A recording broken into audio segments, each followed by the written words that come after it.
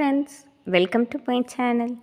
இன்று நாம் பார்க்க இருப்பது நம் வீட்டிற்குள் நேர்மறை ஆற்றலை வரவழைக்கும் எளிய பரிகாரம்தான். பொதுவாக நம் வீட்டில் கண் திருஷ்டி வராமல் தடுப்பதற்கு பல வழிகளை நம் முன்னோர்கள் சொல்லியுள்ளார்கள். ஆனால் மிக எளிய முறையில் நாம் அதிகாலையிலேயே இந்த முறையை பின்பற்றினால் நம் வீட்டிற்குள் நேர்மறை சக்தி வருவதோடு திருஷ்டிகளும் குறையத் தொடங்கும்.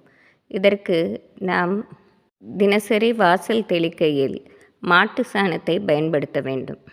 வீட்டருகே மாட்டு தொழுவமோ அல்லது பசுமாடு வந்து போனால் நாம் சாணம் அது போட்டதை எடுத்து வைத்து கொள்ளலாம்.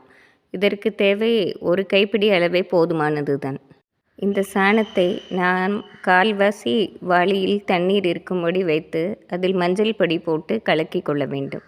பின்பு இதை வீட்டு முற்றத்தில் நன்றாக தெளித்து நாம் கோலம் போடும் இடத்தில் தேய்த்து விட வேண்டும். இதை தினசரியே நாம் செய்ய வேண்டும்.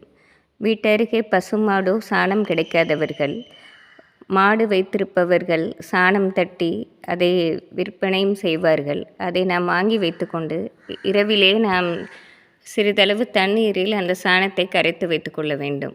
பின்பு காலையில் தெளிப்பதற்கு எளிதாக இருக்கும்.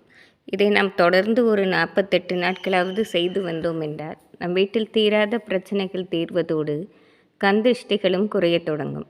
முடிந்தவர்கள் வருடம் தோறுமே இதை செய்து வரலாம். நம் வீட்டில் சுப நிகழ்ச்சிகள் நடக்கும்போது அதிகமான சாணத்தால் மஞ்சள் தண்ணீரும் கலந்து வீட்டு முற்றம் முழுவதும் நிறைவாக தெளிக்கலாம்.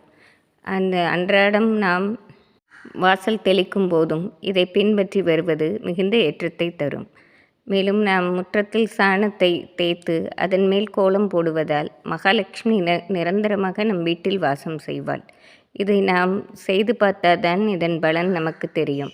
இந்த எளிய பரிகாரத்தை செய்து நாம் பல நன்மைகளை அடையலாம். நன்றி, வணக்கம்.